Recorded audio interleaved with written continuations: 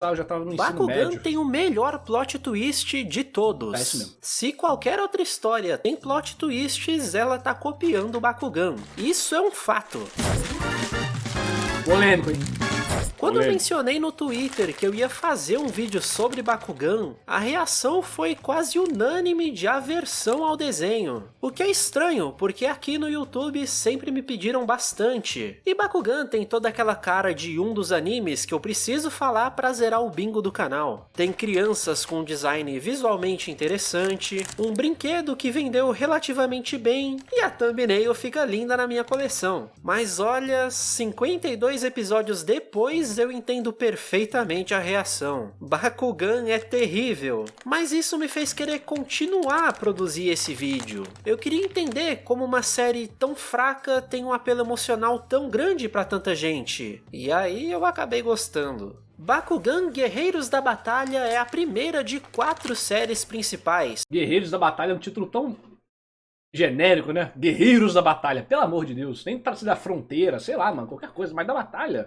Além de 2 spin-offs e um reboot da marca lançado em 2018. É uma produção nipo-canadense, animada pela TMS com um dedo da Nelvana, numa parceria com a Spin Master, que você provavelmente não conhece por nome, mas deve conhecer pela Patrulha Canina. A franquia fez muito mais sucesso com as crianças americanas do que com as japonesas. Claro, Japão O tem que coisa explica melhor, as temporadas depois dessa primeira terem passado por aqui antes de chegarem ao Japão. E o motivo para isso é o que leva ao título desse vídeo: a competitividade com outras séries dentro desse gênero. Só que ao contrário. Calma, você já vai entender. A história de Bakugan se passa, na verdade, depois do acontecimento principal dela. Em algum dia do passado começou a chover cartas do céu, muito random, sem cara. que ninguém soubesse de onde elas vieram ou quem as mandou. As crianças do mundo todo começaram a colecionar essas cartas e Só se criança. organizar para criar um jogo baseado nelas. Imagina a ONU das crianças, mano. Nesse mesmo momento, em um outro mundo chamado Vestroia, um Bakugan chamado Naga estava tentando roubar os 2 núcleos que deram origem a esse universo. Mas foi justamente a falta de capacidade dele que corrompeu esse centro de origem e fez os 2 mundos se conectarem, enviando cartas e Bakugans para o mundo dos humanos. Essa é a premissa da série, que você vai ouvir aproximadamente 50 vezes, porque eles repetem isso no início de quase todo episódio. E é também o que leva os 52 episódios para resolver, tentar impedir o Naga de dominar completamente o poder desses 2 núcleos. Tudo o que você precisa saber do resto da história de Bakugan pode ser reduzido a eu te apresentar os personagens. Reage a uma das melhores músicas de anime de Eclipse, Battle Beast, legendado, Berserk II, 201. Veneno, Zui. Então vamos lá. Dan Kuso é mais um protagonista de cores vermelhas, personalidade agitada e liderança nata. Ele conheceu o Bakugan principal dele, o Drago, logo que o Naga se apossou do centro do silêncio. Os dois passam boa parte do começo da série brigando porque o garoto considera Bakugan só um jogo, enquanto o Drago tá tentando salvar todo o universo dele. A Aruno é o interesse romântico do Dan e basicamente fica reduzida a isso. Ela é uma daquelas personagens femininas com personalidade forte. Ela é muito boa no jogo, mas a série não aproveita tanto isso. Apesar de que devo admitir que ela tem sim muito mais lutas do que a gente normalmente esperaria. Ela também divide a casa dela com uma outra personagem e por isso acaba cuidando bastante dela quando rolam umas coisas importantes. O Marucho é o personagem inteligente e rico da turma, bastante conveniente para apresentar brinquedos novos e soluções para problemas, tipo ter que viajar pelo mundo todo para encontrar outros jogadores. O Bakugan dele é o preferido de muita gente, o Preyas, servindo como alívio cômico quase o tempo todo na série. A Julie é a membro internacional do time, direto dos Estados Unidos. No começo da série ela tem uma quedinha pelo Dan, mas aos poucos ela cede esse lugar para Aruno. O legal é que ela traz uma coisa super interessante dessa série, a não ser que você tenha visto ela dublada, o que eu imagino que é o caso de 99% de vocês. No japonês ela fala com um sotaquezinho americano, assim como boa parte de todos os outros jogadores internacionais da série. Infelizmente isso é algo que se perdeu na nossa dublagem, que ignorou isso fortemente. Mas quem sofreu mesmo com as mudanças da Nelvana foi o Shan, a começar por esse nome dele, pronunciado da maneira mais esquisita possível. Ele é aquele personagem Ed, estiloso, lobo solitário e tristão. Só que tudo isso tem um motivo muito bom, de novo, só na versão japonesa. A 4Kids leva a fama, mas a Nelvana é muito mais cruel na hora de adaptar os animes dela. Os caras criaram um anime, fizeram o anime e quando voltou, readaptou e piorou, pelo amor de Deus. Costumam tirar todas as referências românticas. O que é bizarro, já que 2/3 das personagens femininas da série são reduzidas a basicamente só isso a maior parte do tempo. E tiram também todas as referências à morte de seres humanos, que é só toda a motivação pro Shan existir nessa série. Tem uma história triste com a mãe dele ter morrido muito cedo, enquanto o avô briga com o Shan por não ter passado tempo suficiente com ela, já que ele estava sempre tão ocupado com o jogo. Tem a cena tristíssima no hospital, e que na dublagem é sua mãe querendo dormir e todo mundo falando que ela vai ficar bem. Não vai ficar bem não, não vai. Essa censura acaba passando literalmente a mensagem oposta pro Shan, dá a entender Eu quero dormir! que a mãe deu o Bakugan principal que ele usa, quando não, ele não pôde segurar a mão dela porque não quis soltar a bolinha. Olha o trauma, cara. E tem a Alice, uma personagem interessantíssima. Ela entende muito do jogo apesar de não jogar nada. Ela age como suporte do time, faz acessórios pra eles e é neta do grande vilão humano que apoia o Naga. E isso deixa ela em conflito um tempão, porque foi muito difícil de achar uma brecha pra contar pra turma, já que eles estavam o tempo todo odiando o cara na frente dela. Por último, o responsável pelo maior plot twist da série, e que se você não sabe o que é, eu sinto muito por estragar isso. Meio que é a única coisa que faz valer a pena assistir Bakugan, mas eu deixo pra entrar nesse ponto daqui a pouco. Ao longo dos primeiros arcos, a gente conhece o Mascarado, o vilão misterioso que tá sempre em primeiro lugar no ranking de Bakugan. A missão dele é essencialmente convencer outros jogadores a usarem as cartas da morte, que jogam Bakugans derrotados numa dimensão de trevas da qual não tem volta. E com isso acho que já dá pra discutir como o Bakugan tem ideias incríveis, pequenas coisinhas que enriquecem demais esse suposto universo da série, mas que eles não sabem como aproveitar direito. É muito legal ver uma série Mon em que as próprias crianças definiram as regras do jogo. Isso abre todo mundo. Isso não faz o mínimo de sentido, mas beleza, né? Suspensão de descrença. Imagina meter um monte de criança de 10 anos de idade pra decidir regra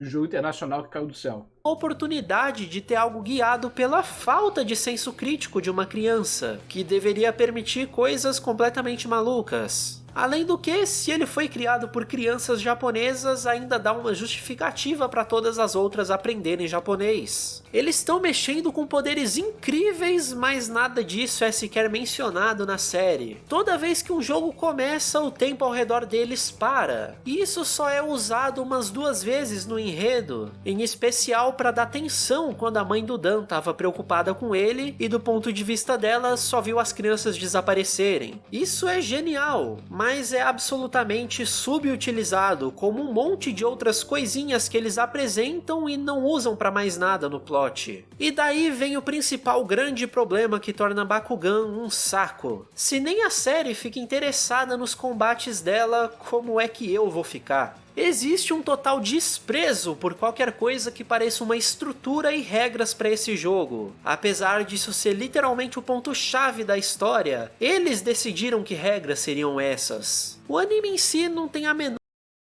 Mas é aquele caso, né? São crianças, elas desprezam as regras. preocupação em ensinar pra gente quais são as limitações ou lógica por trás das coisas. E os personagens em si não têm a menor preocupação. Mano, isso aqui não é uma criança, não. Esse aqui é uma das crianças. É uma das crianças que jogam o jogo. É o famoso aluno do ensino médio. What the fuck?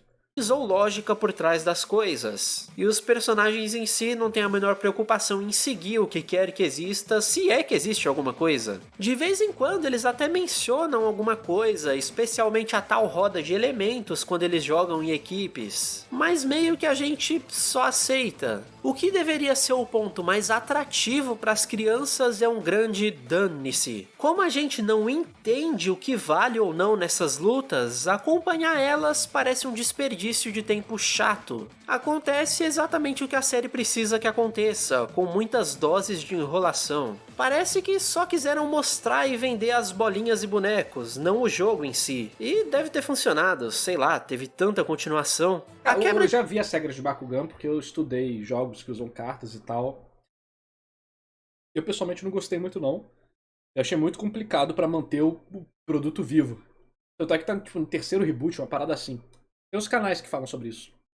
De regras que mais me incomodou a série inteira é que os monstros até têm pontos de ataque, mas isso é irrelevante porque esses pontos sobem e descem o tempo todo. Às vezes eles são atacados enquanto são mais fracos, mas resistem de alguma forma, e aí aumentam os pontos e atacam de volta, destruindo o adversário. Eles não deveriam perder logo nesse primeiro ataque? Se não tem nenhuma preocupação nessa luta, porque qualquer um pode virar o jogo independentemente da situação.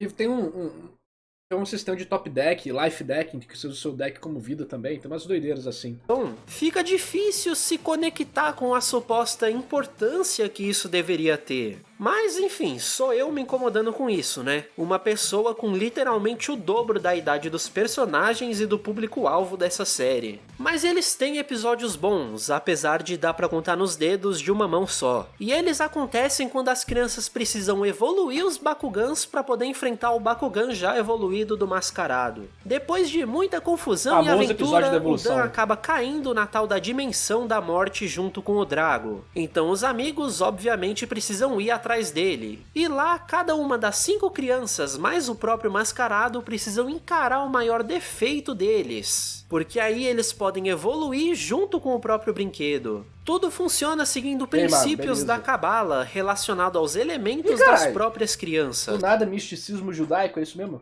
A Julie, por exemplo, que luta com Bakugans de terra, encara o conceito da fundação, a descoberta da sua base para alcançar o seu próprio potencial. Ela entende que não precisa ser tão heróica quanto o resto do time, que é impossível derrotar tudo que aparece no caminho dela. Falhar é um trauma que ela tinha desde a infância, quando ela travou numa peça de teatro da escola. E todo esse episódio é construído com aquelas risadas de séries de comédia a cada bobagem que ela faz. Até que no final ela se despede desse palco em que ela própria se colocou, achando que sempre tinha que estar dando um show. Só que relaxa, a gente se preocupa demais com o que vão pensar da gente, quando na real não tem ninguém olhando. O Shan precisa encarar a solidão dele, acordando numa cidade vazia, toda abandonada. Bem obviamente o você não pode viver sem outras pessoas e coisas do tipo. Mas olha, a única pessoa nessa cidade é uma menininha feliz por finalmente ter alguém com quem brincar. E o sol nessa cidade nunca se põe, então eles nunca vão precisar se separar. Só que essa menina é a mãe dele. Ele precisa derrotar ela como uma metáfora para aceitar que ela já se foi. E não, eles não podem ficar juntos para sempre. Ele toma uma surra na luta, mas ela nunca encerra a partida. Ele tá preso nessa relação e só percebe que não pode continuar assim quando também perde a Skyrus, a Bakugan dele. Ele viu que só soube dar valor para quem era importante quando já era tarde demais. Valoriza o que você tem agora. E o segredo do Mascarado. Ele precisa derrotar a Alice, o outro lado dele que impede os planos de se concluírem. É muito legal como eles fazem essa inversão. O vilão ter que derrotar a personalidade boa dele. Mas essa é justamente a questão. O Mascarado não pode menosprezar a Alice. Ela é tão boa, se não melhor do que ele. Ela só não reconhece isso e sempre se colocou atrás dos outros. Ela literalmente usou uma máscara para se esconder esconder É que é os famosos 5 episódios bons dentro da série de 52 episódios, né? dela mesma. E isso tudo veio antes da revelação 2 episódios depois. O anime soube deixar pistas o tempo todo pra gente. E por isso essa revelação é tão fantástica e bem feita. É de longe a melhor coisa em Bakugan. E aí o das outras crianças acabam sendo bem menos impactantes do que esses. O do Marusho envolve ele se enfrentar porque precisava aceitar que sempre fez as coisas pros outros e nunca o que ele realmente queria. O da Runo envolve admitir os sentimentos dela pelo Dan e parar de ser tão durona. Ela pode ser uma garota forte mesmo sendo uma garota meiga e apaixonada. E o do Dan é, sei lá, roubar pra ganhar de novo. O Drago evolui umas 10 vezes nessa série, não precisava ter evoluído de novo. Protagonista chato. Só é uma pena que eles levaram mais de 30 episódios pra chegar nessa sequência de 3 a 5 episódios fantásticos. Eu tô falando, Bakugan tinha muita coisa legal que poderia ter usado, mas não souberam. A série tem o costume de reutilizar muito os mesmos adversários, o que tem seu próprio charme por não ficar apresentando gente aleatória que vai sumir quando o episódio acabar. Mas ver as mesmas pessoas junto ao completo desinteresse Não, a criança aqui embaixo, no final da tela. Ah, muito jovem. pelas batalhas e arcos arrastados que são só lutas e mais lutas, tudo isso dá um ritmo cansadíssimo pra série. As crianças também só são tratadas como seres humanos quando o episódio precisa disso. Em todos os outros momentos elas não têm um pingo de medo, apreensão, dúvidas por estarem envolvidas num negócio tão maior do que elas. Foi tudo tão corrido nos primeiros episódios que a gente ficou sem ter o que descobrir. Não tinha mais alguma coisa pra mover a gente a querer continuar assistindo. Não existe novidade nem pros personagens e nem pra gente, tirando o Mascarado. Na primeira metade, parecia que a guerra em Vestroia nem existia. O Drago, que brigava tanto com o Dan, no máximo olhava pro céu e suspirava. E aí, na segunda metade, eles descartaram completamente o jogo pra ter lutas naturais entre os monstros. O que, na verdade, não resolveu nada no ritmo da série, já que nunca teve regra pra nada mesmo. E pra mim, esse é o grande problema de Bakugan. Crime ocorre, nada acontece. Tem um monte de premissas Feijoada. razoavelmente interessantes, mas que não são exploradas de um jeito legal. O sentimento que dá é que Bakugan foi um produto gerado automaticamente para preencher toda a checklist possível de séries Mon, A impressão que dá? ao mesmo tempo em que ele se esforça para ignorar todos os subtextos aproveitados pelas mais populares do gênero. As lutas tinham um potencial enorme para funcionar bem e atrair a gente, algo como Medabot soube fazer muito bem, tendo as criaturas, crianças e razões legais pra gente se interessar por elas. Bakugan até faz combinações inesperadas entre os personagens do time, mas tudo é De Kodomo, pra mim, os melhores são Digimon, Medabots. Claro que Digimon tem vários, né? Mas Digimon 1 e 3, o topo, Medabots e o resto embaixo. Talvez Yu-Gi-Oh! Fique ali. Yu-Gi-Oh! Até o final do clássico.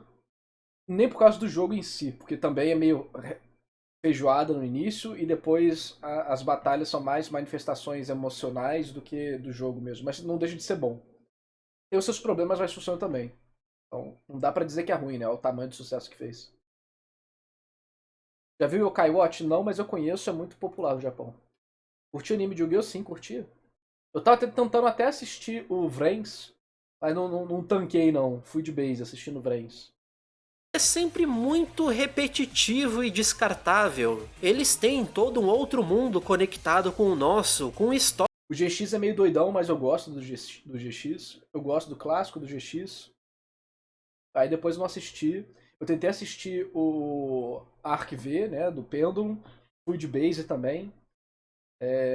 Eu tentei assistir o Zexal. Fui de base também.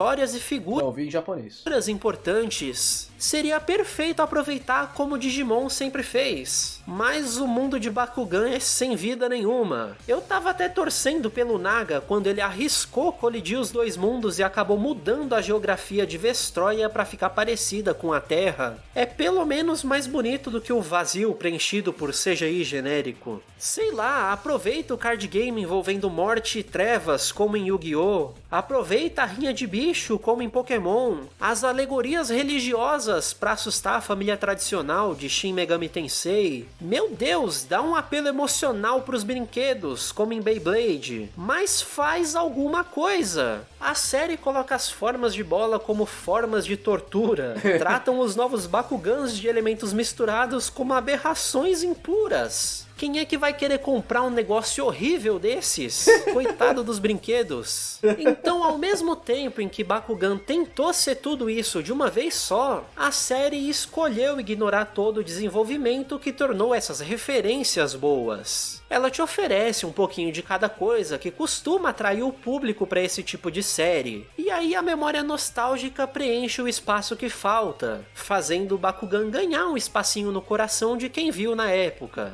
A série ocupou praticamente sozinha esse nicho na TV de 2009 aqui no Brasil, então não tinha concorrência para ela. Se por um lado o Dan e o Drago tinham ferramentas para vencer todas as lutas, e com isso nada chegava a competir no nível deles, por outro lado a série de Bakugan não consegue competir dentro desse gênero. O não sucesso da marca no Japão se deve ao fato dela não conseguir focar e desenvolver algo que a destacasse do resto. Então, se você sente nostalgia com a série, não coloca isso à prova. E você tem opções melhores para cada um dos elementos apresentados em Bakugan. Menos o mascarado, aquilo ali foi realmente genial.